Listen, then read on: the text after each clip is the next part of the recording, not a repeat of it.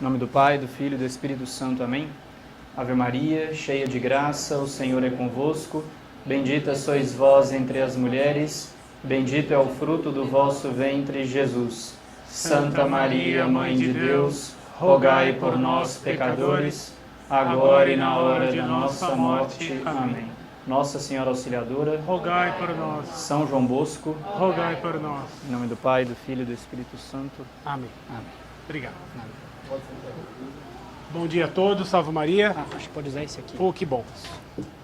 Aí no fim, as perguntas, eu passo esse microfone. Perfeito, perfeito.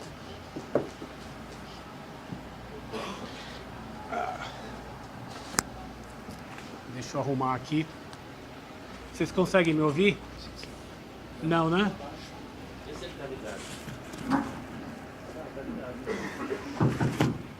Alô. Ó, tá até caindo aqui. Deixa eu ver se eu mudando ele de lado melhora. Pera aí.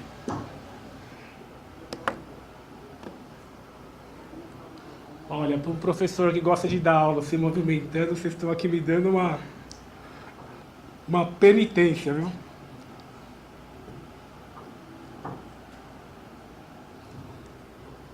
Pera aí. Não, em alguns momentos eu vou levantar. Mas agora deixa eu começar aqui sentado. Bom dia a todos, salve Maria. É um prazer grande estar aqui. Como disse aqui a diretora do colégio, nós somos um colégio, o Colégio São Mauro, em São Paulo, é um colégio amigo do Colégio São João Bosco. O nosso colégio também tem como patrono São João Bosco. Nós procuramos, na medida das nossas limitações, imitar o método que São João Bosco usava no oratório, né, nas escolas que ele fundou.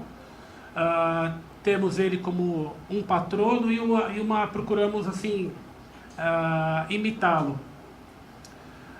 O Colégio São Mauro foi fundado em 1991, então o colégio já tem mais de 30 anos.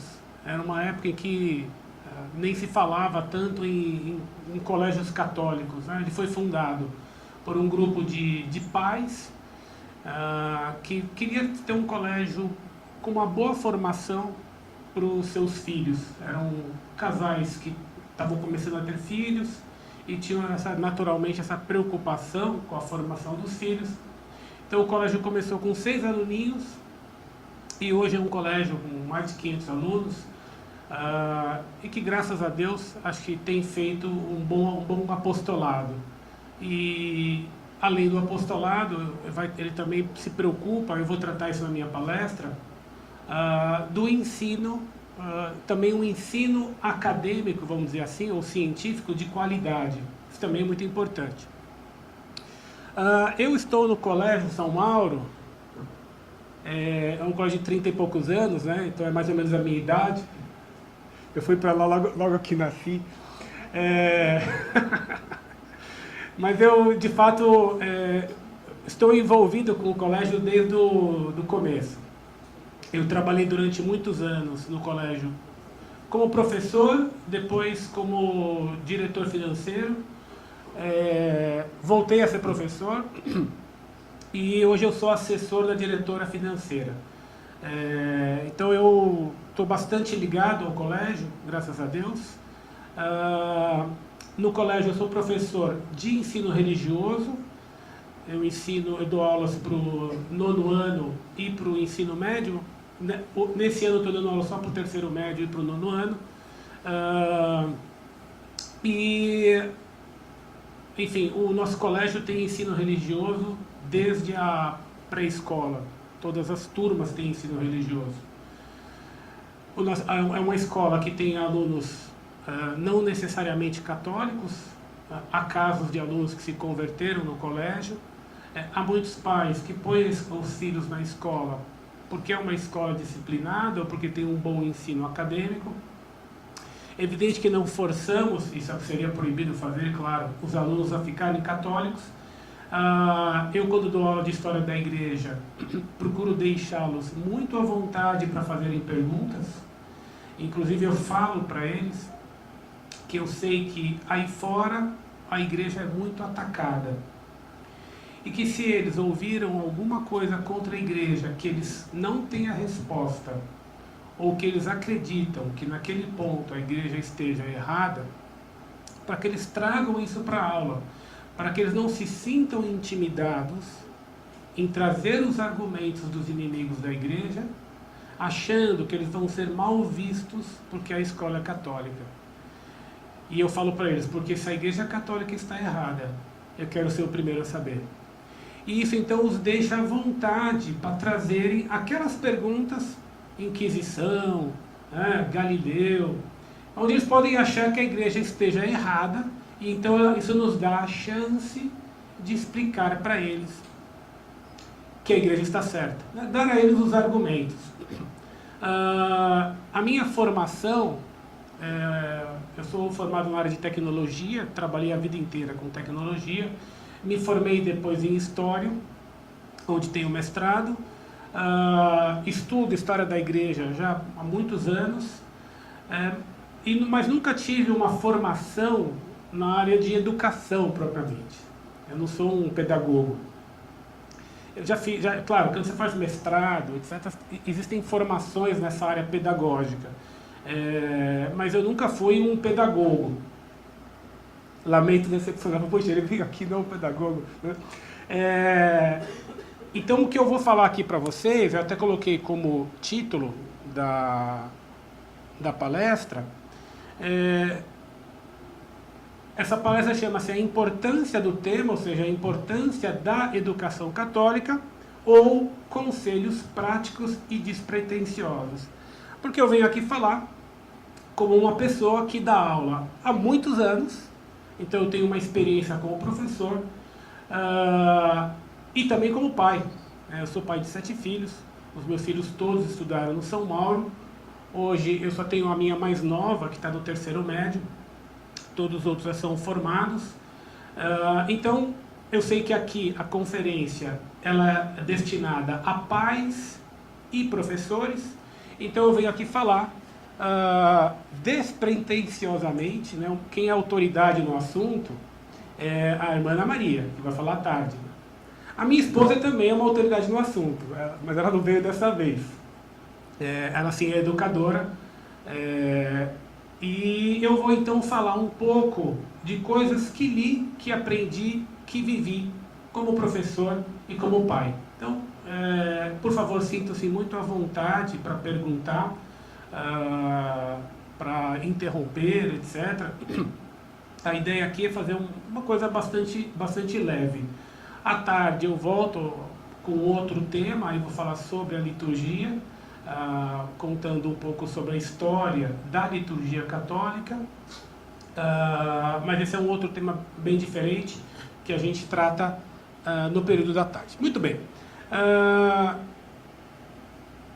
Aqui então a importância do tema, né? Primeiro, deixa eu voltar aqui. A Igreja Católica sempre se preocupou em ensinar. A Igreja Católica nunca teve um conteúdo de ensinamento que fosse para alguns. A Igreja Católica nunca teve níveis de iniciação. A Igreja Católica sempre ensinou tudo para todos. Claro que num grau de aprofundamento proporcionado à inteligência, à capacidade, ao nível do interlocutor. Mas o que uma criança de 5, 6 anos de idade aprende no primeiro catecismo, quando ela está sendo preparada para a primeira comunhão, é exatamente o que São Tomás de Aquino trata na Suma. A diferença aqui só está em nível de aprofundamento. Mas na Igreja Católica nunca houve um ensino que fosse para alguns. Esse amor que a Igreja tem à verdade é que a levou a sempre ensinar, sempre estar na vanguarda do ensino. Se vocês notarem, os grandes educadores sempre foram católicos, os grandes fundadores de escolas, os grandes, protagonistas da civilização, da cultura, sempre a igreja esteve envolvida. E isso não apenas no ensino religioso, mas em tudo. A igreja foi a grande salvaguarda, a guardiã da cultura, e foi aquela que propagou, que sempre fez questão disso. Como ela é pela verdade, ela nunca teve medo da verdade, por isso que ela sempre incentivou as ciências. Porque ela não tinha medo de que uma descoberta científica viesse a negar uma verdade de fé. A ciência, quando ela é bem estudada, quando ela é feita sem preconceitos, sem apriorismos, né? Não vamos aqui estudar, mas tem o a priori. Deus não existe. Uma ciência que pensa assim, nunca vai ter acesso, nunca vai chegar à verdade. E a igreja, então, sabendo que o autor... Estou falando muito alto, né? Se eu falar alto, você avisa, viu?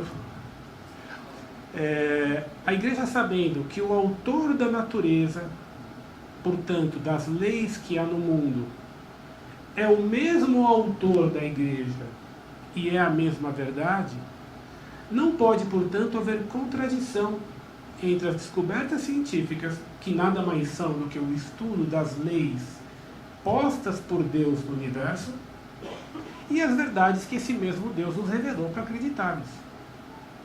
Então essa segurança que a igreja tem, podem estudar, vamos estudar, e se vocês verem, os mosteiros eram locais de muito estudo, não só de estudo teológico, mas se estudava biologia, estudava tudo. Porque toda a verdade é católica. Toda a verdade é católica. E por isso que a igreja sempre quis ensinar e sempre incentivou o estudo. E foi ela que fez as escolas, portanto. As escolas, essa questão de ensinar tudo para todos, é uma questão católica. É uma contradição as escolas hoje criticarem a igreja. Porque se hoje existem escolas, é porque a igreja as fez. O ensino da antiguidade era sempre um ensino para alguns discípulos que algumas vezes tinham que jurar para o mestre que não iam revelar aquilo que estava sendo ensinado. E a igreja que fez a escola para todos. Todos aqueles que podiam e queriam estudar, estudavam. Nem todo mundo fazia universidade. Isso não era necessário. Hoje em dia que se tem a ideia que todo mundo tem que ter um diploma universitário. E a pessoa de fato tem diploma, mas não tem conhecimento. Mas na Idade Média se estudava. Quem tinha capacidade, o abade Suger, que era filho de servo da gleba, estudou. E foi abade. E foi quem criou o gótico. E foi colega de turma, de dividir a carteira com o futuro rei Luís VII. Ele, filho de servo da gleba, e o outro príncipe. E ficaram amigos. Quando Luís VII foi para a cruzada, colocou o abade Suger como regente, porque ele tinha capacidade. Então o ensino era para todos. A igreja sempre foi, esse é o primeiro ponto que a gente tem que ter bem claro. Ninguém defendeu mais a verdade e o ensino do que a igreja. Bom, tem um autor de história da igreja chamado Llorca. Ele tem uma coleção de história da igreja da BAC. É uma coleção que eu gosto, eu me baseio muito nela nas aulas que dou de história da igreja. E quando o Llorca conta sobre a queda do império no Ocidente, e ele então vai falar, eu vou ler para vocês, porque eu achei um texto muito, muito feliz. Ele diz o seguinte: então, é o fim do império no Ocidente, é o fim daquela civilização como era conhecida, né? Os bárbaros tinham chegado, e aqui então o Império Romano, que já vinha em decadência, começa a ruir, e aqui não vai ter mais imperador no Ocidente. O Llorca então diz: quem recolherá as pedras da cidade antiga para reconstruí-la, ou melhor, para edificar a cidade nova? Somente a igreja, especialmente os bispos e os monges. Foi a igreja que preservou todo o saber da antiguidade e que fez com que esse saber chegasse até nós. Foi ela que soube de todo o estudo que os antigos tinham feito, saber distinguir o que era bom do que era erro, e nos aprofundar e elevar o que era bom e fazer com que isso chegasse até nós. Cito só um exemplo. Eu sou de São Paulo, né? A cidade de São Paulo foi fundada em 1554. Foi fundada como? Pelos padres jesuítas, né? Padre Manuel da Nóbrega, São José de Anchieta, com a fundação de um colégio, né? Que hoje está lá no centro de São Paulo, onde tem até uma relíquia de São José de Anchieta, é chamado o Pátio do Colégio. Então pensem o seguinte, esses padres que vinham da Europa para cá, chegam num planalto onde não havia uma cidade, e eles fundam uma cidade, e a fundação se dá com a construção de um colégio. Ora, para quem era esse colégio? Já sei, era para os filhos brancos e ricos dos europeus. Não tinha europeu, a cidade não existia, eles estavam fundando ali. Não tinha filho de europeu. A escola era para os índios. Então vejam isso aqui. Uma cidade foi fundada com uma escola. A primeira preocupação foi fazer uma escola, foi ensinar. Então, a igreja sempre esteve na vanguarda. No século XVI já tinha universidade na América Latina. Sempre essa preocupação. E o ensino sempre muito ligado à igreja. Isso porque Nosso Senhor deixou uma ordem para a igreja. Ide e ensinai a todos os povos, batizando-os no nome do Pai e do Filho e do Espírito Santo. Ide e ensinai. Essa ordem que Cristo deixou é o que fez a igreja fazer tudo o que ela fez e tudo o que ela faz. Né? Eu faço aqui um parênteses, que eu estou vendo ali o Anguete, que tive hoje o prazer de conhecer pessoalmente, e como eu fui aluno do professor Orlando, o verbo usado por Nosso Senhor foi ensinai, não dialogai. Não é ide e dialogai. Ide e ensinai, porque a igreja é mestra. E esse ide e ensinai é que fez então e faz a igreja ser o grande motor da educação na história. A verdadeira educação é a educação católica. Porque só quem ama a verdade vai querer se dedicar ao ensino, vai querer educar. Ora, só quem ama a verdade vai estar disposto a fazer sacrifícios para transmitir a verdade. E para amarmos a verdade é preciso antes reconhecermos que existe verdade. Que a verdade então não decorre da maioria, não decorre das opiniões, né? Não decorre de modas ou de épocas da história. A verdade é sempre objetiva.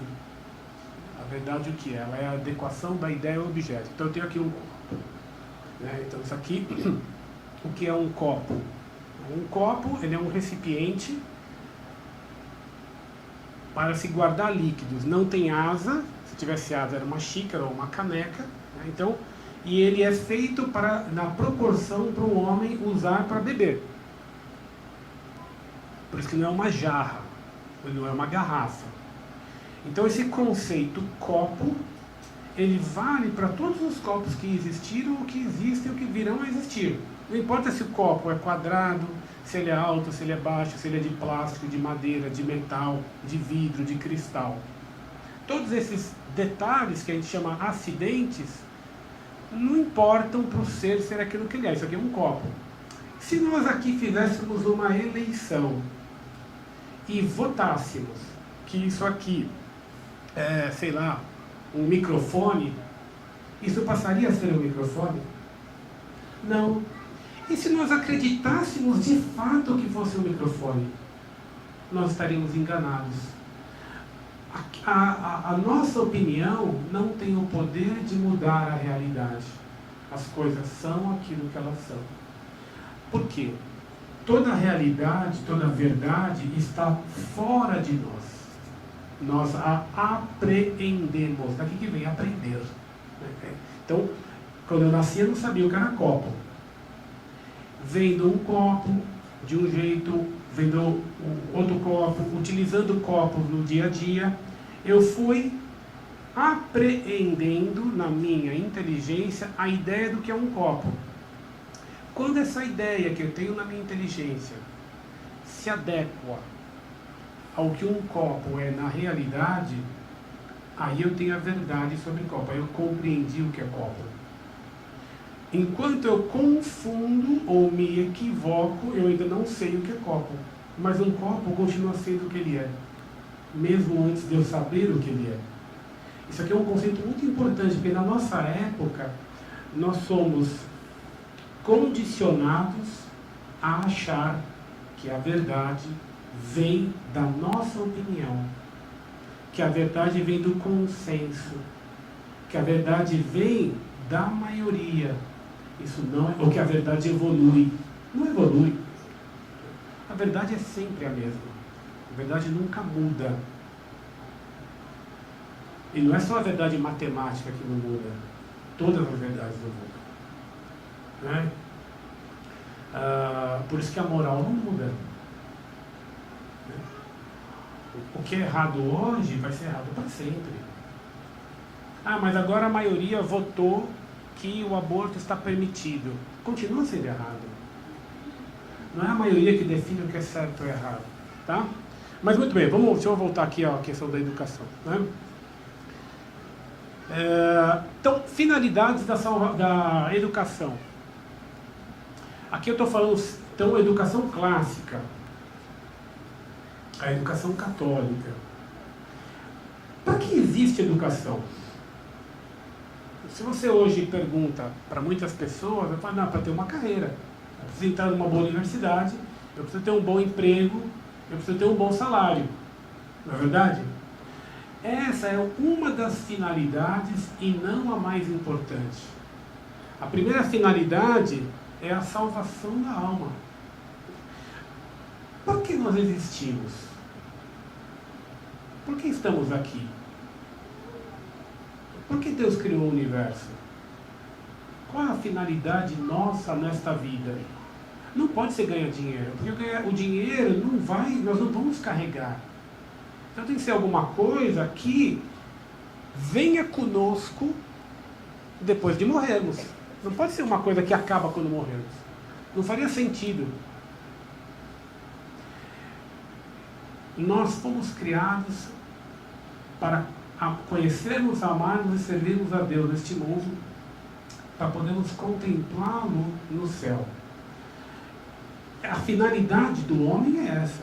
Então, a educação ela tem que vir em auxílio a esta finalidade. Então, o primeiro objetivo da educação é a nossa salvação. Depois, segundo objetivo, né, a contemplação. Aqui a contemplação, o conhecimento de todas as verdades. Então, todas as verdades científicas também. A biologia, a matemática, a química, a física, a história. O conhecimento de todas as verdades. Porque se toda a verdade, como eu disse, é católica, toda a verdade pode me ajudar nesse processo, nessa escada que eu devo subir para chegar até Deus. O universo, ele é como uma grande escada. Cada criatura que existe, tudo, absolutamente tudo que existe, do mais ínfimo grão de areia até o mais perfeito dos anjos, tudo que existe deve servir para nós como um degrau. Sempre um degrau que eu vou buscar, e quando nele eu chegar, eu vou usá-lo como apoio para o próximo. Sempre um degrau deve ser um convite para o próximo degrau. Quando a gente sobe uma escada, a gente não para no meio da escada e, poxa, não, agora eu estou satisfeito. É aqui que eu quero ficar. Aí as pessoas vão passando, o que você está fazendo aí? Eu falo, não, eu cheguei onde eu queria. Eu vou passar o dia aqui. Né? A escada, ela é uma ferramenta. Ela serve para nós de passagem. A criação e tudo que existe, portanto, deve servir para nós de escada, que deve nos convidar a subirmos. E aqui que eu chamo de contemplação.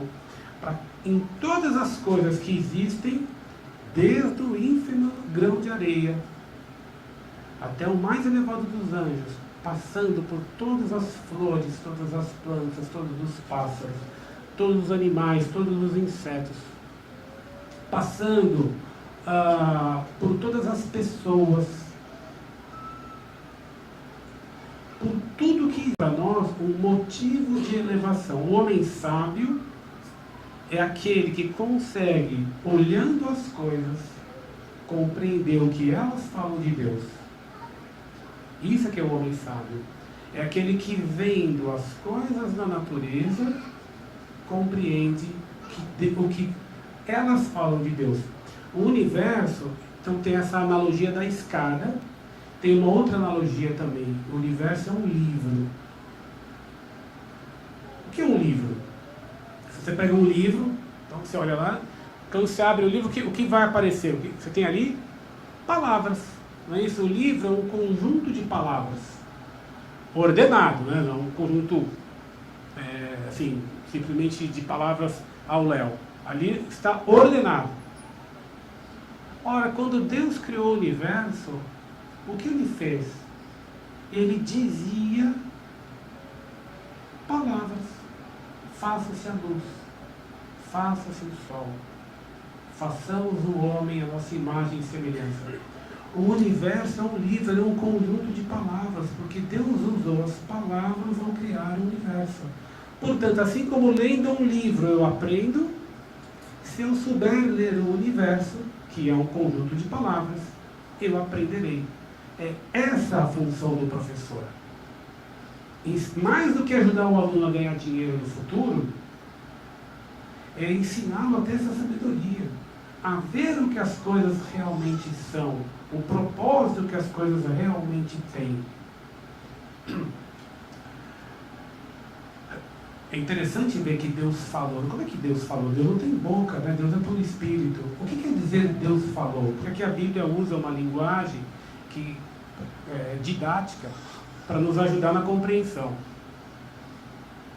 O que é a palavra humana? O que é a palavra? A palavra é um meio utilizado para a transmissão de ideias. Vocês agora sabem o que eu estou pensando porque eu falo, vocês não conseguem ver o que eu estou pensando.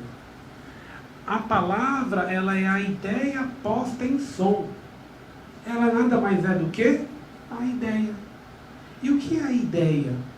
Eu falei para vocês a ideia de copo. Né? A ideia de copo, para pegar o exemplo que eu já dei, ela é aquilo que todo copo é, a essência de copo, aquilo que faz um copo ser o que ele é.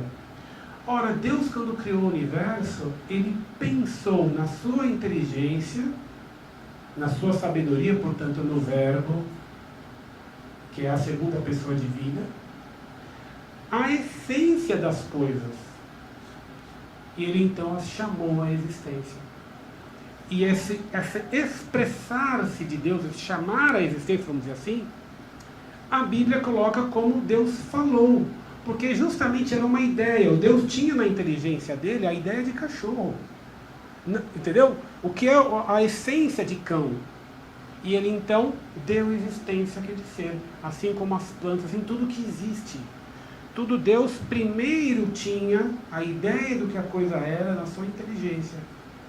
Por isso que a Bíblia diz que Deus falou. Faça-se a luz, faça-se o sol. Nesse sentido falou. Expressou criando um ser que ele tinha na sua inteligência infinita. Porque o falar é isso, né? É colocar em palavras, da importância de saber expressar-se. Quanto mais uma pessoa sabe, melhor ela se expressa, mais preciso fica o que ela diz. Quanto mais, quando o que ela fala fica mais difuso, mais largo, menos preciso, mostra que a pessoa se expressa mal. Daqui o perigo da gíria, porque a gíria é exatamente isso, é uma palavra que tem um monte de significado, ela é pouco precisa. Se eu falo, olha, como é que foi a aula? Foi legal. O que quer dizer legal? Puxa, então a aula foi boa? Não, foi legal porque acabou no horário, não atrasou. Foi legal porque estava de acordo com a lei, né? Que esse é o que significa, né? O professor não cometeu nenhum crime durante a aula. Então o termo legal, eu falo, puxa, eu estava em BH, o Igor é mó legal. Eu chego em casa e falo, e aí pai, como foi? Nossa, o Igor é mó legal. Quer dizer, o legal serve para tudo, né? Então na gíria as palavras vão ficando difusas. É importante sabermos nos expressar. Muito bem. Terceira finalidade da educação, a carreira. Então, claro, a Ana Maria, lá em São Paulo, que é a nossa diretora, ela costuma brincar, falar para os alunos que eu quero para vocês todas as qualidades. Até que vocês sejam bonitos, eu quero. Mas o que eu quero mesmo é que vocês sejam bons. Porque, claro, de todas essas qualidades, de todos os objetivos que tem a educação, uns são mais importantes que outros, não é verdade? Então, a carreira é importante, sem a menor sombra de dúvida. Nós queremos que os nossos alunos ingressem nas melhores universidades, sem a menor sombra de dúvidas. E nós procuramos prepará-los para isso, para que eles possam ingressar nas melhores universidades. Mas dos objetivos da educação, esse é um deles. E não é o mais importante. Tá? Não que, quando eu digo que ele não é o mais importante, eu não estou dizendo que ele não deve ser visado. Sim, é um objetivo que deve ser visado. Mas a gente não pode transformar a escola num adestramento para o vestibular. E você adestra o seu aluno a conseguir fazer bem o vestibular e ser aprovado. E dali a 3 meses eu não lembro mais de nada. Você precisa, de fato, dar a ele cultura. Tá bem? Muito bem. Falei aqui das finalidades, né? Ficou claro isso que eu falei de Deus ter criado o universo? Deus ter... Não sei se ficou preciso, porque eu não tinha pensado em falar nisso, isso me ocorreu agora. Mas é bonita a ideia, né, de que Deus tinha a ideia das coisas na sua inteligência, né, e a chamou à existência. É bonito pensar assim, que Deus, sem precisar de nada e de ninguém, que essa que é a verdade, ter criado tudo e ter nos criado. Muito bem.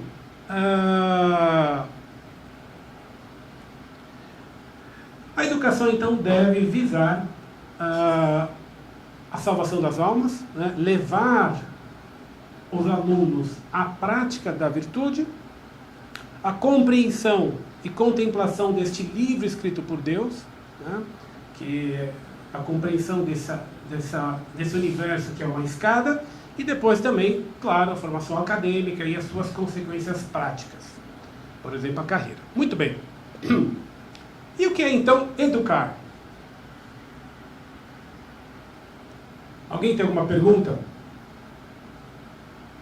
Bom, na hora que eu aplicar a prova no final aqui, não vai ter consulta, pela perguntem agora. Né? Educar, então, é formar hábitos. Olha que bonito isso aqui, hein? Educar é formar hábitos. Aqui, então... eu ia perguntar no começo, eu não perguntei. Quem aqui da plateia é professor? Por favor, levanta a mão. Que bom. Então aí os meus colegas. Bom, esses que são professores, imagino muitos deles são pais também, né? E os demais são pais, né? Muito bem. O que eu vou dizer aqui serve para ambos, Algumas coisas mais para professores, outras mais para pais, mas eu acho que vai servir para todos. Bom, o professor, o educador, né, que aqui o pai também, ele deve então conhecer a psicologia da mente infantil. Então, é preciso conhecer a respeito de pessoas. Um professor, um bom professor, ele não é apenas uma pessoa que domina o conteúdo. Então, um exímio matemático não significa que ele necessariamente vai ser um bom professor de matemática. Porque ele precisa ter algumas outras qualidades além daquela de conhecer a matéria. Ou conhecer o conteúdo é o primeiro passo, né? O professor tem que conhecer sua matéria. Até porque o grande papel do professor, isso a irmã Ana Maria que me ensinou e que nos ensina, é despertar o interesse no aluno. O professor que consegue fazer isso, ele tem metade do trabalho dele resolvido. Se ele consegue despertar o interesse no aluno, tudo vai ficar mais fácil. Como é que um professor vai despertar interesse no aluno se ele não está interessado, se ele não conhece bem aquilo que ele vai ensinar, se ele não mostra para o aluno que ele gosta daquilo? Então, um professor de química, ele tem que, de fato, não só conhecer química, mas tem que ficar claro para o aluno que ele gosta daquilo. Porque isso vai fazer com que o aluno também se interesse. O professor de matemática, o professor de história, o professor de religião, o professor de português, ele tem que despertar no aluno o interesse. Essa é uma das grandes missões do professor. Então o professor tem que conhecer, além da matéria que ele vai ensinar, conhecer de pessoas. Ele deve querer fazer bem as pessoas. Ele deve saber muito além de eu ensinar química, eu devo fazer meu aluno ser melhor. Isso aqui que o professor católico tem que pensar. Além de saber química, ele vai ser uma pessoa melhor. Ele deve então ser habilidoso na psicologia infantil. Por quê? Os resultados da educação são para a vida toda.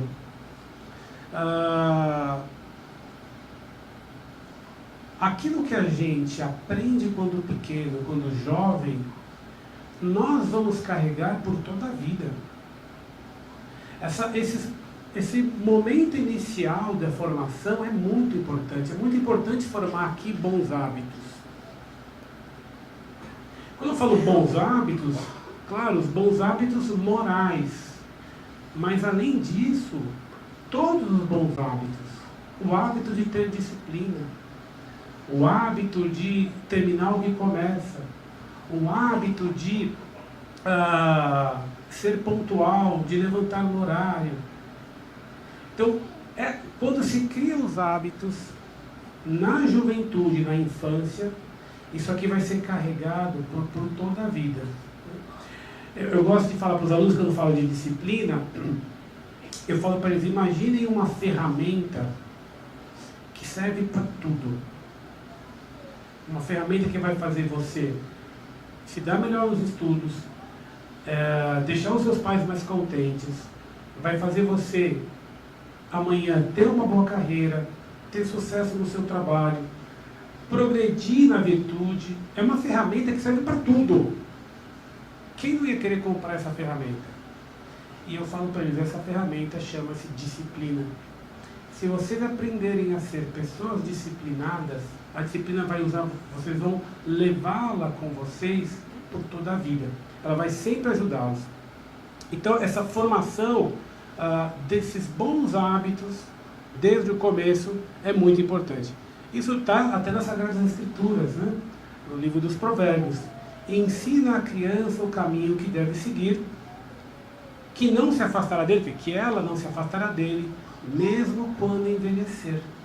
Mesmo na velhice, aquele bom caminho que aprendeu quando criança, ela vai vai continuar mantendo e se mantendo naquele caminho. Tá? Bom, parte dessa palestra aqui eu me baseio num livro de um padre inglês chamado Thomas Gerard. O livro dele está traduzido em português, chama-se Casamento e Paternidade. Ele tem um capítulo desse livro que trata sobre educação católica. E ele diz: os resultados da formação infantil alcançam a juventude, a idade adulta, a velhice e a vida eterna. Então, a educação, portanto, vai muito além da mera aquisição de conhecimento. A aquisição de conhecimento, eu repito, é importante. Os nossos alunos têm que saber muita matemática, muita gramática, muita história, muita geografia, muita biologia. Mas a educação tem que ir muito além disso. Ela não é, a educação, um mero acumular de conhecimento. Não é uma mera aquisição de conhecimento. A erudição, que é importantíssima, ela é apenas uma parte do que é a educação. A erudição, ela é uma parte da educação que pertence à faculdade da memória, aquilo que a gente retém. Mas e a memória tem que ser formada, é claro, isso é importantíssimo. A memória deve ser formada, precisa ser formada. Mas, além disso, além da memória, todas as capacidades da criança devem ser desenvolvidas. Todas elas devem atingir o mais alto grau de perfeição possível. Então, além da memória, também a inteligência, também a vontade, também a sensibilidade. A criança, ela é um ser, né? Ela não é simplesmente um HD, né? Onde a gente vai armazenar informações. Ela precisa ter todas as suas potências desenvolvidas, porque tudo aquilo que ela aprendeu e reteve, ela vai saber usar, vai saber aplicar aquilo ali como uma escada.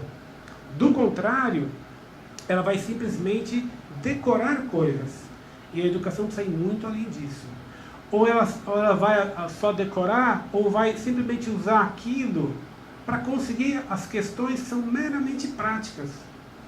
Entrar numa boa universidade, conseguir um bom emprego, etc. Mas ela nunca vai ser uma pessoa propriamente formada no sentido que esse termo deve ter. Tá? Então, acima de tudo, nós devemos se preocupar com essa formação integral. Então, a criança, sendo uma pessoa, portanto um ser humano, o ser humano é um ser composto, nós somos compostos de corpo e alma. A nossa alma tem 3 potências: inteligência, vontade e sensibilidade. A nossa inteligência Deus nos deu para a verdade. Assim como o meu estômago existe para a comida, o meu pulmão para o ar, a minha inteligência existe para a verdade. É preciso, portanto, ensinar verdades. Ensinar verdades é ensinar o que as coisas realmente são. Ensiná-los a pensar, ajudá-los a desenvolver lógica. É preciso que eles desenvolvam as capacidades intelectuais deles. Então, nós só teremos sucesso como educadores se nós enxergarmos os nossos alunos como aquilo que eles são. São pessoas, têm inteligência, vontade e sensibilidade. Eu preciso dar à inteligência deles a verdade que ela precisa e a qual eles têm direito. Depois, a vontade foi feita para o bem.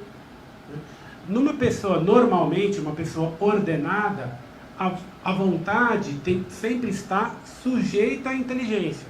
Como deveriam funcionar as coisas? Nem sempre funciona assim. Nós, primeiro, nós compreendemos o que é bom E aí então, depois de entender que uma coisa é boa, a minha inteligência apresenta este bem para a minha vontade então quer. Mas só depois que eu compreendi como sendo bom. A vontade é o motor da alma, é a vontade que faz a gente se mover. Mas ela está sujeita à inteligência. Assim, da mesma forma, quando a inteligência compreende uma coisa como sendo má, a vontade não vai querer. Mas eu disse, nem sempre é assim, né? Nós, por causa do pecado original, temos uma certa... a nossa natureza continua sendo boa, mas ela está doente. Então, como se a nossa inteligência e a nossa vontade tivessem brigado. Há situações nas quais a gente primeiro deseja e depois a nossa inteligência tenta arrumar uma justificativa para aquilo que a gente já quer. E essa aqui que é o agir de forma desordenada, que é o que ensina. Tem uma encíclica do Papa Leão XIII, chamada Libertas Prestantissimo, que ele explica isso aqui, e ele então mostra como a pessoa que age de forma desordenada não é livre. A nossa sociedade fala o livre é aquele que faz o que quer. Ele mostra que é exatamente o inverso. Livre é quem age racionalmente. E ele vai então mostrar, por isso que o Senhor diz, todo homem que peca é escravo do pecado. Leiam essa encíclica, que ela é bem importante. E ela explica muito, assim, está muito claro lá. Eu recomendo que leiam.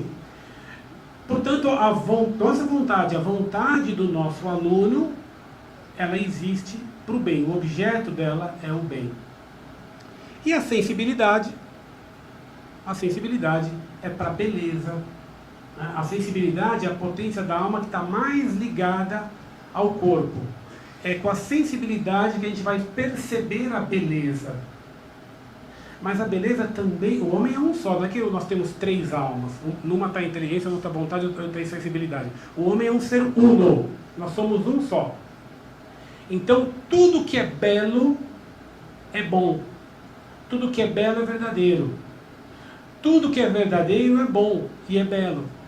Tudo que é bom é verdadeiro e belo. Isso aqui é uma trindade. É uma coisa muito bonita de se pensar. Né? Como Deus, sendo Pai, Filho e Espírito Santo, fez na sua criação as coisas serem verdadeiras, boas e belas. É muito bonito isso aqui. Isso nós temos que ensinar para os nossos alunos. Dar a eles a verdade a que eles têm direito,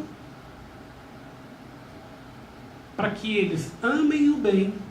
O amor é uma faculdade da vontade, porque amar é querer bem. Essa é a definição de amar. Amar não é sentir.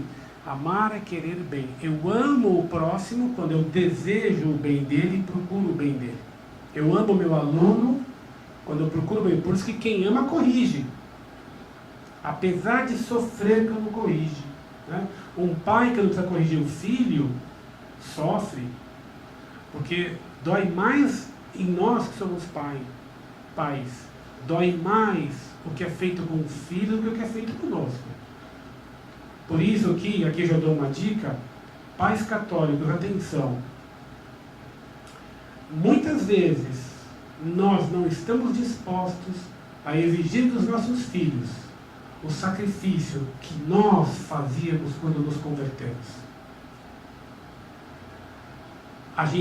Porque dói mais ver no filho do que em nós. Então é preciso amar de verdade. E quem ama, odeia. Então, a medida do amor, o amor se mede pelo tamanho do ódio. Se eu amo a verdade, eu odeio a mentira. Se eu sou indiferente com a mentira, eu não amo a verdade. Se eu amo o meu filho, eu vou odiar os defeitos dele. Porque todo amor produz ódio ao seu oposto. Se eu quero o bem do meu filho, os defeitos dele eu vou precisar combater. Eu não vou querer que ele minta. Eu não vou procurar uma justificativa para a mentira dele. Mas será essa escola também, esses professores, olha a injustiça. Só porque é meu filho. Né? quando os filhos chegarem em casa contando o que aconteceu na escola, quando ele começar a falar, já se põe na cabeça: será que ele está me dizendo tudo? Porque às vezes ele vai contar, 10 alunos na escola levaram suspensão, ele inclusive. Aí ele vai narrar para a mãe o que aconteceu. E na narrativa ele não aparece. Não, e aí o Zezinho fez tal coisa, o Pedrinho tal outra, e aí o Joãozinho faz tal outra, aí foi todo mundo para a diretoria e levou suspensão. E aí você ouve a história inteira e ele não aparece na história. Então você tem que interromper e falar: meu filho, me diga o que você fez. Porque a mãe do Pedrinho, do Joãozinho, etc., elas cuidarão dos problemas deles.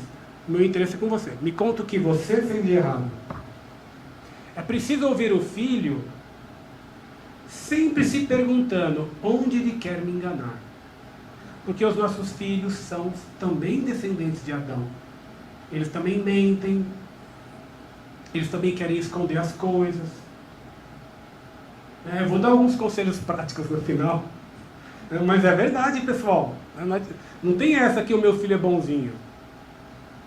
E é engraçado isso, como nós amamos muito os filhos, nós temos a tendência de sermos cegos. Nós não queremos enxergar. Ontem, minha esposa me levava para o aeroporto e ela me contava um caso de uma mãe que veio procurar a escola porque o filho, com os colegas da turma, fizeram uma lista de WhatsApp e na lista do WhatsApp ele está sendo zombado pelos colegas. E ela veio trazer isso para a escola. Falei: minha senhora, primeiro, por que a senhora deu um celular para o seu filho? Segundo, por que permitiu que ele entrasse no grupo de WhatsApp? A escola não tem nada a ver com isso. Entendeu? Mas ela devia falar: meu filho, você vai sair dessa lista agora e você não vai mais ter celular, você não precisa de celular. Mas você entendeu? Às vezes no cálculo da solução não entra, às vezes, a hipótese: o meu filho está errado, o meu filho também tem culpa. Nós amamos muito os nossos filhos e a gente tem a tendência, é impressionante, não? Isso aqui é uma coisa, vocês estão no começo na escola, vocês verão isso. É impressionante, às vezes pessoas que tinham assim, o filho está lá botando fogo no mundo e ele está tranquilo, acho bonitinho, olha como ele é esperto, né? Então é preciso para fazer bem aos filhos enxergar o defeito deles, tá bem? Muito bem. Continuando aqui, que horas são? 10 horas. Tem mais meia hora. É isso, né, Igor? Mais meia hora. Tá. Bom, hierarquia das finalidades. Então, tudo na educação deve ser ordenado à finalidade para a qual existimos. E qual é a nossa finalidade? Ter sucesso? Ganhar dinheiro? Ser mais que os outros? Não. A finalidade pela qual nós fomos criados é uma finalidade sobrenatural, que vai muito além dessa nossa vida. Portanto, a educação, tanto em casa como na escola, ela deve estar direcionada e sujeita, ordenada, melhor dizendo, para esta finalidade. Tá? Tudo deve estar em função da finalidade para a qual existimos. Todas as nossas capacidades naturais devem ser auxiliadas pela vida espiritual. Daqui a importância de ensinar para os alunos a virtude e a prática da religião. Daqui a importância de haver numa escola frequência aos sacramentos. Porque o aluno que reza e se confessa, ele vai melhor sim nos estudos. Porque, claro, já falei para vocês, o ser humano é um ser uno. Então, a criança, né, uma vez Dom Bosco chegou no oratório um menino que era assim, muito vivo, muito alegre, muito espoleta, no recreio estava sempre correndo, e esse menino foi ficando apagado. Dom Bosco era observável, Dom Bosco ficava com os alunos no recreio, né? E brincava com eles. E dizia que o professor deve ser a alma dos jogos. Então não só estar lá e ficar conversando no recreio. Claro que às vezes você vai conversar com um outro aluno, etc. Mas Dom Bosco dizia que os professores participarem dos jogos. E os alunos gostam, viu? Os alunos gostam. Então, Dom Bosco viu que aquele menino começou a ficar apagado. Dom Bosco, que entendia a psicologia infantil e era um ótimo educador, um dia foi falar com esse menino e falou no ouvido dele: você não quer se confessar? Então conta que o menino se confessou e passou a ser novamente aquele menino tão alegre e explosivo que ele era. Agora vejam, esse remédio que Dom Bosco deu ajudou o menino não só a ser mais alegre no recreio, que é o que narra a história, mas seguramente esse menino começou a ir mal nos estudos também. Porque ele estava agora com alguma angústia lá, coitado, que Dom Bosco percebeu e ajudou ele a sanar. Tá? Então, toda a educação, tudo, deve estar ordenado para essa finalidade para a qual nós existimos. Então, tudo. Educar a saúde, então, desde ensinar para o aluno como comer, regras de higiene, como cuidar da própria saúde. Para quê? Para que a saúde, ou seja, a vida física, a nossa vida natural, sirva como base e apoio para a vida intelectual. Porque ele, sendo uma pessoa saudável, ele vai conseguir entender e estudar melhor. Então veja, o ter aqui a saúde não é uma finalidade em si mesmo. Eu vou procurar ajudar o meu aluno a cuidar da saúde dele, para que ele possa aprender mais, aprender melhor, usar melhor a inteligência dele, para que ele conheça melhor as coisas. Só para ficar aqui? Não, para que a vida intelectual sirva de base para um avanço, um progresso na vida espiritual. Olha que interessante. Então, é uma vida sujeita a outra, apoiando a outra, para que o mais importante, que é a vida espiritual, seja plenamente desenvolvida. É isso então, né, essa hierarquia, tudo em função, tudo ordenado para a finalidade do homem, é isso propriamente que distingue a educação católica. A educação católica, ela é exatamente isso, ela vai ser integral por conta disso, porque ela vê o aluno não como um futuro profissional apenas, não como uma peça numa engrenagem na sociedade, mas como uma pessoa que tem as suas potências, as suas faculdades, os seus talentos que precisam ser desenvolvidos para que ela cumpra o plano que Deus tem para ela na história. Então vejam que só uma instituição que entende o que exatamente é o ser humano vai poder ser uma boa educadora, porque vai poder ajudá-lo, a cada pessoa, a cada aluno, a ser aquilo que ele deve ser, a cumprir o seu papel. Tá? Então, a educação católica, ela vai muito além das aulas de catecismo e devoções. Uma escola católica não é católica porque tem aula de catecismo. Assim como uma escola não é católica porque tem uma placa na porta dizendo educação católica ou escola católica. Não. Uma escola é católica quando tudo que ela faz visa essa finalidade elevada, nobre, que Deus nos deu ao nos chamar para a existência. Antes de tudo, uma escola católica se faz com professores católicos. E esse é o grande desafio. Falávamos sobre isso ontem, Igor e Luciana. A grande dificuldade é conseguir professor. A gente fala, não, precisa conseguir aluno. Os alunos virão. De fato, precisa de aluno. A gente quer fazer bem aos alunos, precisa ter os alunos matriculados. Né? O difícil, no entanto, é conseguir professor.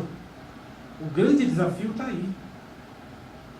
Porque não adianta eu contratar professor no mercado. Ele vai ensinar evolucionismo para os meus alunos? Marxismo? Vai falar grosserias?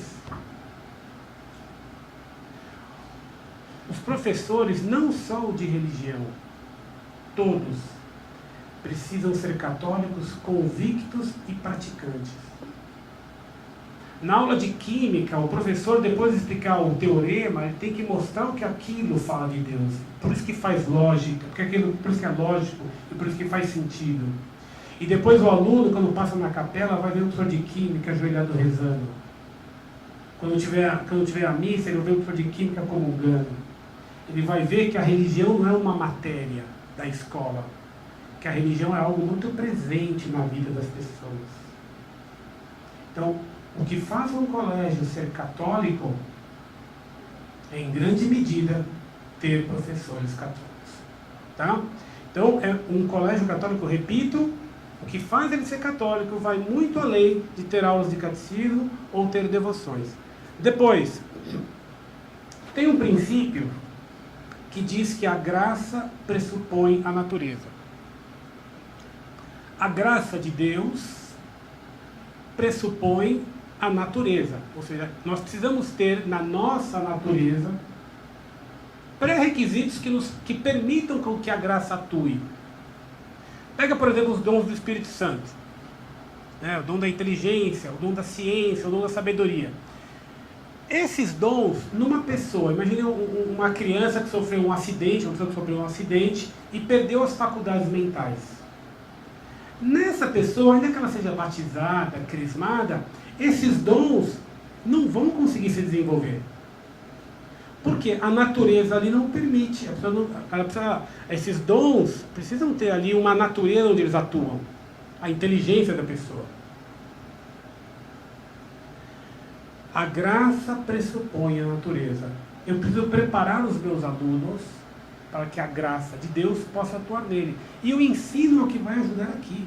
Quanto mais eles conhecerem as verdades naturais, mais eles estarão preparados para assimilar as graças que eles vão receber, que Deus vai dar para eles. Tá?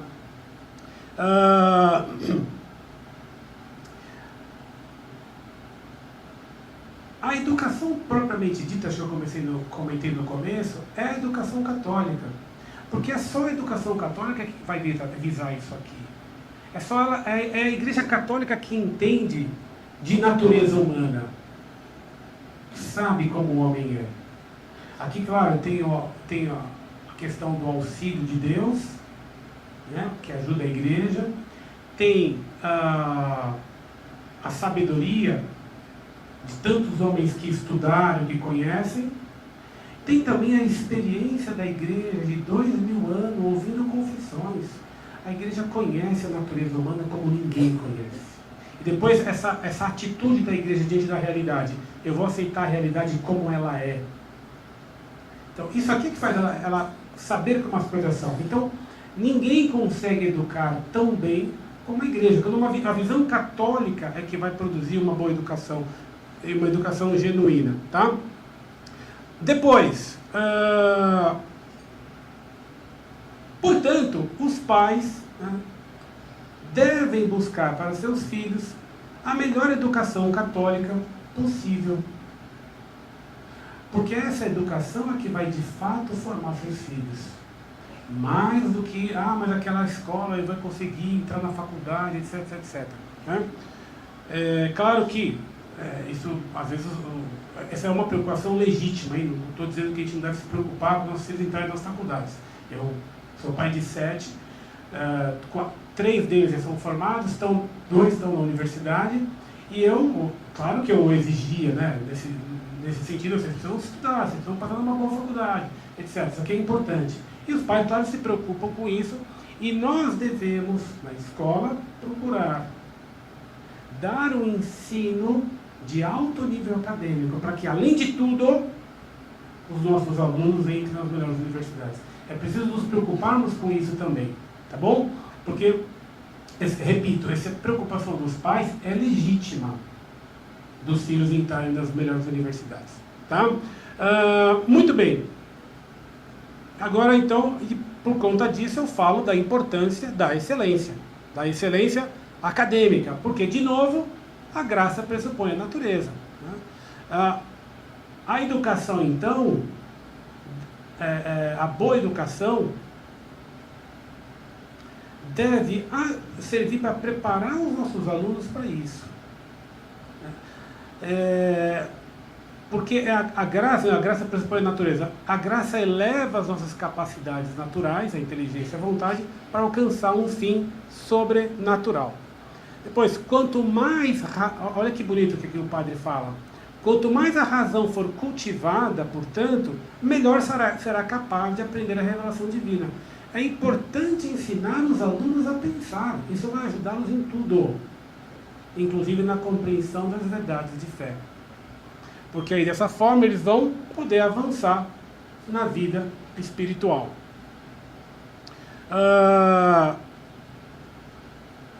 Eu falei para vocês que a nossa alma tem 3 potências: a inteligência, a vontade e a sensibilidade. A inteligência é feita para a verdade, a vontade é feita para o bem, a sensibilidade é feita para a beleza.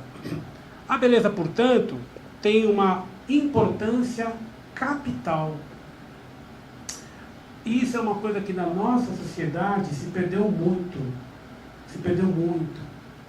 Hoje em dia, primeiro que as pessoas são condicionadas a acreditar de que gosto não se discute. Não existe o belo. Para mim é bonito, para ele pode não ser, para o Igor também não. Cada um tem a sua noção de beleza. Gosto não se discute. É como se o conceito de belo não existisse.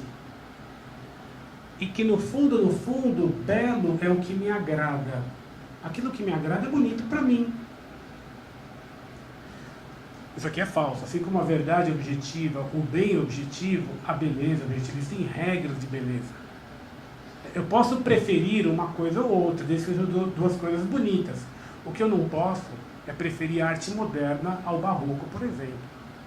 Posso preferir o gótico ao barroco. Mas a arte moderna é a anti-arte. É preciso, então, aqui, e isso aqui é uma coisa que normalmente nós estamos muito distantes. Se perdeu muito a noção de beleza. Na medida que for possível, é importante nós aplicarmos as regras de beleza, proporção, unidade na diversidade, contraste, etc., nas nossas vidas. Na medida que for possível, ter um ambiente em casa o mais ordenado possível, para poder, tendo coisas que evoquem, que são de arte, que os nossos filhos possam crescer aprendendo a ter bom gosto, aprendendo a identificar o que é bonito do que é feio. Levar o aluno, o filho, né, à compreensão e ao amor da beleza. É o que vai, em última instância, prepará-lo para aquela que é a mais sublime, digamos, das artes, que é a santidade. Então, em tudo aqui, tudo que a gente faz para os nossos filhos deve apontar para uma direção. Não adianta, é como se eu tivesse uma carroça com vários cavalos, um puxando para cada lado. Não vai progredir, é preciso ter... tudo está muito interligado, tá bom? Então, tem aquele princípio importante: nós começamos a amar o céu aqui na terra. Então, nós precisamos ensinar para os nossos filhos a importância da beleza, da boa arte, da estética. Isso em tudo, hein? Na arquitetura, na pintura, na música. Na música. A música também tem regra. Se é uma arte, tem as suas regras. E aí, aqui é uma coisa que precisa se preocupar em ensinar para os alunos quais são as regras da estética para ensinar. Existe a boa música, existe a má música. E a música tem uma... Isso aqui é o Padre Jacinto, né, que é formado em música, ele nos fala, a música tem uma linguagem própria. Ainda as músicas que não têm letra, ou que a letra é num outro idioma que eu não compreendo, eu ouvindo aquela música, ela vai me transmitir ideias, ela vai me transmitir princípios. A música é muito importante na formação e na deformação de uma pessoa. Muito bem.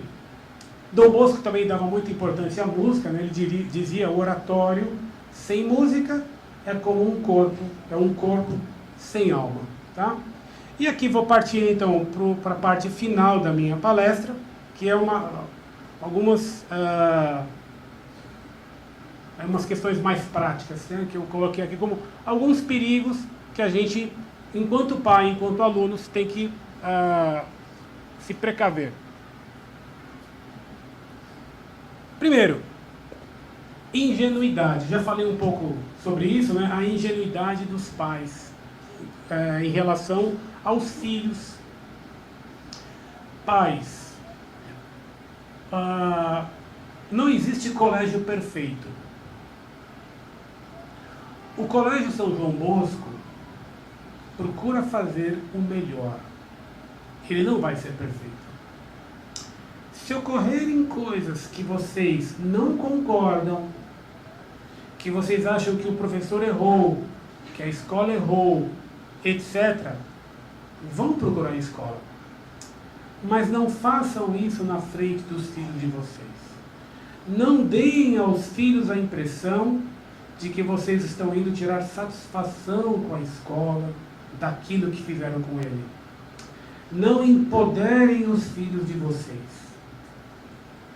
Se os seus filhos perceberem tudo que eu falar contra a professora em casa, minha mãe vai acatar, o poder da escola ajudar o filho de vocês ficará prejudicado. Não estou dizendo que a escola é... Não, então vocês têm que aceitar tudo. Não, tem coisas que às vezes ou a gente vai lá entender o que aconteceu, né? Porque às vezes a versão do filho, que a gente tem que sempre desconfiar, está errada. Às vezes até a escola se equivocou. Mas não vai lá com seu filho, ou procura a professora, mas nem avisa o seu filho que você foi na escola falar com a professora. Procura a direção, mas fala, puxa, professora, meu filho disse que aconteceu isso, isso e isso. Quer entender o que aconteceu? Parece que aqui a escola exagerou um pouco, a professora talvez tenha se excedido, queria entender. Mas não deixem os filhos de vocês acharem que ele tem um aliado, a mãe, o pai, contra a escola. Isso é muito prejudicial. É importante que os pais e os professores estejam do mesmo lado.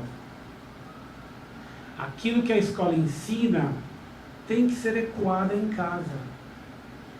Não adianta a escola ensinar uma coisa e em casa o pai dá o contra. Isso aqui é muito ruim para a formação de uma criança. E diante de dois caminhos, né, de dois ensinamentos, a criança vai escolher o quê? O que é mais perfeito? O que mais vai exigir dela? O que mais é conveniente? Todo mundo aqui é ser humano. Se tem um caminho fácil, sem sacrifício, que me agrada, por que eu vou pegar outro? Né? Se eu chegasse no primeiro dia de aula e dissesse para todos os alunos, olha, não importa quem assista, quem não assista às aulas, quem faça as provas, os exercícios, eu já estou lançando aqui no sistema 10 para todo mundo. Que aluno vai estudar? Precisaria ter um amor ao conhecimento em comum. Então, não sejam ingênuos. Se toda criança tem tendência, ou normalmente, né, não vou dizer toda, mas normalmente a criança tem tendência a mentir, porque, claro, a criança é um ser frágil, e muitas vezes é próprio do frágil mentir, porque ele mente para se defender. Portanto, o meu filho deve também mentir. Óbvio. Se as crianças fazem bagunça na escola, e a turma dele é terrível, a pior turma da escola, será que o meu filho também não faz bagunça? É preciso enxergar as coisas como elas são.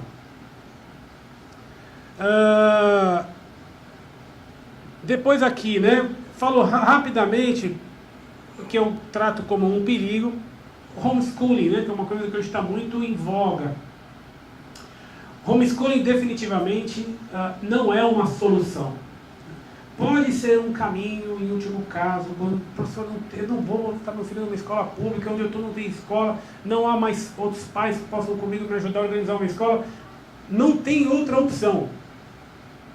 Aí sim pode se fazer o homeschooling. Mas o homeschooling, ele é o último recurso, não o primeiro. O que os pais católicos devem fazer é isso que vocês estão vendo aqui. Se unir para fazer uma escola.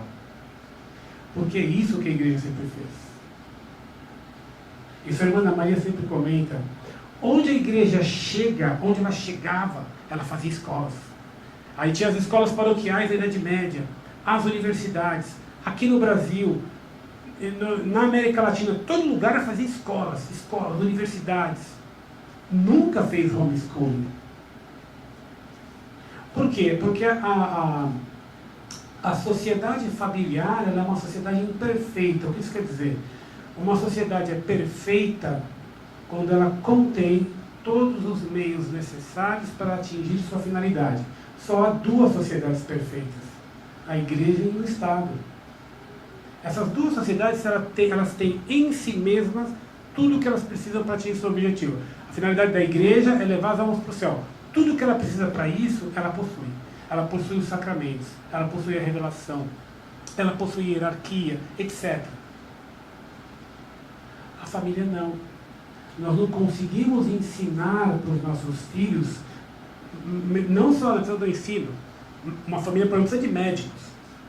Ela não tem nela tudo o que ela precisa. Ela precisa de um arquiteto, de um pedreiro, de um eletricista, de um alfaiate.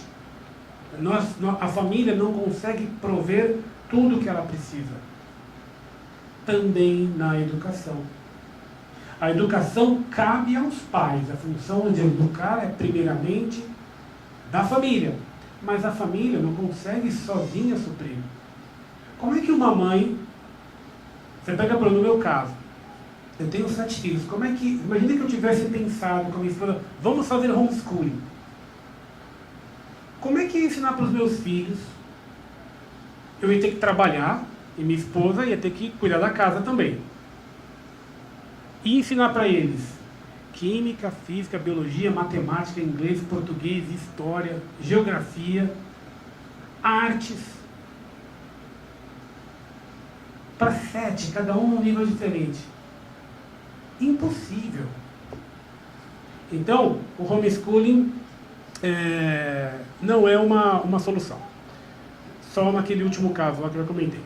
Depois, eu chamo aqui de uma certa mentalidade homeschooling, né? Que às vezes a pessoa achar que, não, tudo bem, tem escola, mas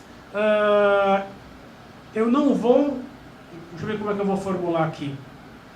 Às vezes eu não vou permitir que a escola ajude propriamente o meu filho. Eu vou ter sempre aquela ideia, claro, a gente precisa sempre policiar e cuidar dos filhos, isso sem a menor sombra de dúvida, sobretudo para que eles não tenham más companhias. Mas é preciso entender que para completar a educação que eu dou para os meus filhos, eu preciso de outros. Eu preciso procurar a companhia de outras famílias católicas. Preciso procurar, se cada um ficar na sua casa, isso aqui nós não vamos nos ajudar. Eu deixo de ajudar outros e deixo de receber a ajuda de outros. Então é importante a gente também procurar formar grupos, né, que permitam que as famílias tenham algum convívio e possam se ajudar, até se apoiar, né? Às vezes a mãe acha que só ela sofre aqueles problemas lá, que o filho é mal educado, é isso, aquela. Ela vai falar com as outras mães, mas, puxa, os problemas só mudam de endereço, né? Mas são os mesmos. Então, até para se apoiar psicologicamente, enfim. Então, tendo muito cuidado com as companhias, os pais têm que vigiar muito isso, mas acho que me parece que aqui a gente procurar ter também, formar grupos de famílias católicas é uma coisa que pode ser bem útil. Depois, um outro erro que acontece isso, nós pais precisamos saber que a escola católica, embora seja um caminho para o céu, não é o céu. Então, às vezes, os pais colocam os filhos numa escola católica e se espantam que lá tem alunos que mentem, que fazem bagunça, que não se comportam. É assim, pessoal. Eles acham que eu pus meu filho no São Mauro, nossa, lá só tem anjinhos, então agora... Aí ele se espanta, nossa, mas bateram no meu filho, ou sei lá, o aluno mentiu, o aluno colou na prova. Só o céu é o céu. Né? É preciso não ter esse romantismo de achar que a escola católica já é o céu. Não. É preciso... Nós vamos ajudar nossos filhos para que nossos filhos, eles sejam bons, para dar bom exemplo para outros, para saber dar o contra no erro e para saber procurar as boas companhias e combater o mal e fazer o bem. Também numa escola católica. Vocês lembram que o conselho que a mãe de São João Bosco dava para ele? Quando ele saiu de casa? Meu filho, seja amigo de quem é devoto de Nossa Senhora. E Dom Bosco teve um amigo mesmo. Lembra Dom Bosco falar a estratégia dele? Dos maus eu me distanciava, dos mornos eu tratava com cortesia, para procurar ajudá-los, e procurava me aproximar dos fervorosos, dos bons. Agora, peraí, onde aconteceu isso aqui? Porque Dom Bosco, quando a gente lê, ele saiu de casa para estudar para ficar padre, não foi isso? Ele frequentou a escola também. Mas provavelmente até no seminário tinha pessoas que não eram boas. Quem de fato vai ser o amigo de Dom Bosco? Um só, Luís de Cômoro. Então provavelmente até no seminário tinha alunos que não eram bons. No século XIX. Não temos que ter aqui romantismos. Então ensinar nossos filhos a serem bons em qualquer ambiente, aprender a enfrentar os maus. E eles, antes de tudo, serem bons. Eles saberem influenciar o ambiente em lugar de serem influenciados. Tá? Então, depois fala aqui um pouco a questão da autoridade, né? Que é importante, que é uma questão difícil, porque a autoridade é uma coisa curiosa. Né? O professor Orlando, que tinha muita autoridade, ele dizia que a autoridade está na voz. Ele usava a seguinte estratégia, isso ele contou para nós. Eu não fui aluno dele no colégio, então isso eu não vi. Mas quem viu me contou. E de fato ele dizia que fazia isso. No primeiro dia de aula ele chegava que nem um general. Ele falou, a partir daqui ninguém mais fazia nenhuma bagunça. E ele fazia brincadeira, ele jogava aviãozinho, mas na hora de ensinar todo mundo ficava quieto. Então ele falou, no primeiro dia eu chegava a falar com eles bem duramente e depois a classe só me obedecia. Ele tinha muita autoridade também. Os professores precisam aprender a ter autoridade. Isso aqui, eu não sei direito se dá para ensinar, mas acho que alguma coisa dá para ensinar sim. Mas é preciso, a autoridade está na voz. É diferente dizer, ô fulaninho, fica quieto, né? Fulano, fica quieto. Não é diferente? Escuta aqui, agora eu estou dando aula. Não é diferente? Me deixa dar aula, por favor. Né? Então é preciso, o professor precisa ter o domínio da sala. Na sala, ele é o líder. E é preciso os pais apoiarem a autoridade do professor, isso aqui eu já comentei. E é preciso que os pais em casa apoiem-se mutuamente. O que eu quero dizer com isso? O pai e a mãe, diante dos filhos, sempre tem que concordar. Porque uma criança é muito esperta. Se ela percebe, opa, eu queria tomar sorvete em lugar de jantar. Minha mãe falou, nada, menino, você vai ter que jantar. E o meu pai fala, mas o que tem? Eu ganhei um aliado. Agora eu me alio ao meu pai e eu ganho da minha mãe de 2-1. Então é preciso que os pais, diante dos filhos, só concordem. Se tem alguma coisa que vocês acham que, ou aqueles são casados, que a esposa exagerou, errou, ou vice-versa, daqueles que são casados aqui, que acham que o marido exagerou, converse depois, não na frente do filho. Na frente do filho, sua mãe não disse? É o que sua mãe disse. Por que você está me perguntando? Se ela falou, já está definido. Na cabeça das crianças, a vontade do pai e da mãe tem que ser uma coisa só. Eles não podem enxergar divisão. Isso aqui, até psicologicamente falando, para eles é importante. Isso vai dar a eles muita estabilidade. Eles saberem que os meus pais são muito unidos. Depois pode falar, puxa, olha, eu acho que não era bem assim. Ou então conversem vocês antes, como é que a gente vai atuar nesse caso. Mas na frente dos filhos, se apoiem. O que o pai disse, está dito. O que a mãe disse, está dito. Tá? E por fim,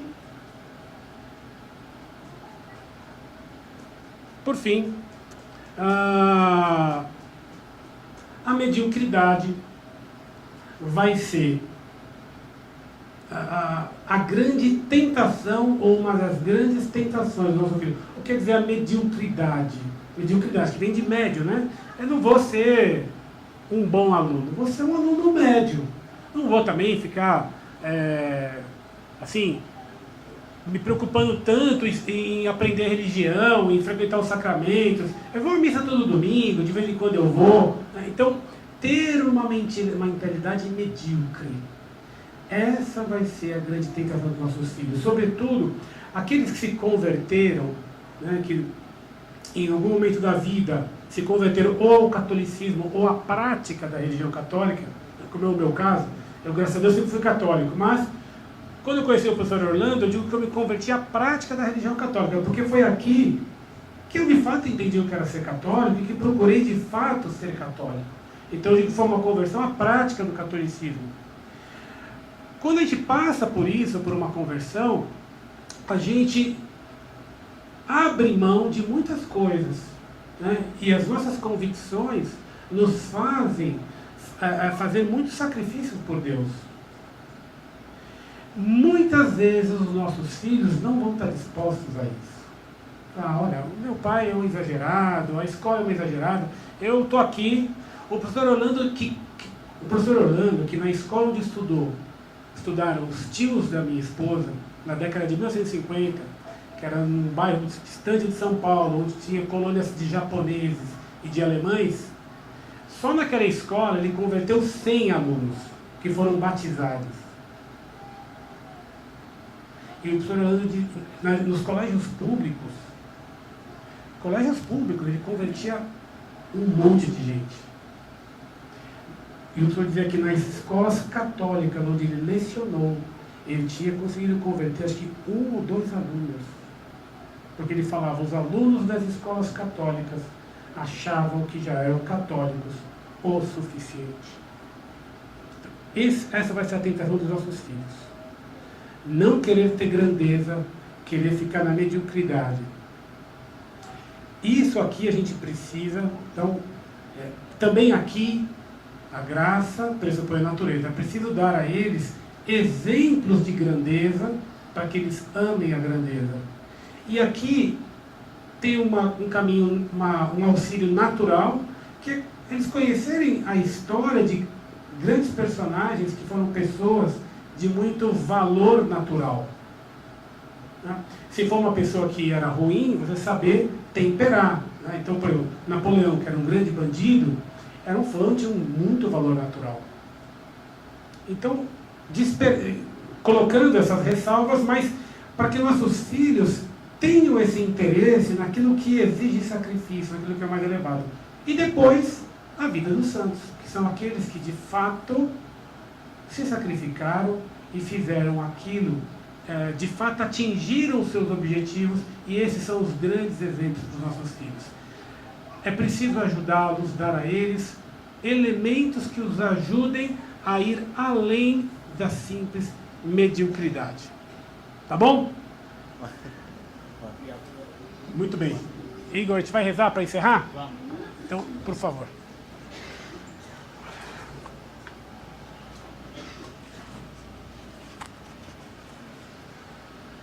Em nome do Pai, do Filho e do Espírito Santo. Amém. Ave Maria, cheia de graça, o Senhor é convosco. Bendita sois vós entre as mulheres, bendito é o fruto do vosso ventre, Jesus.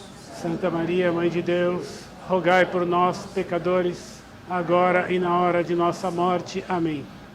Nossa Senhora Auxiliadora, rogai por nós. São João Bosco, rogai por nós. em nome do Pai, do Filho e do Espírito Santo. Amém.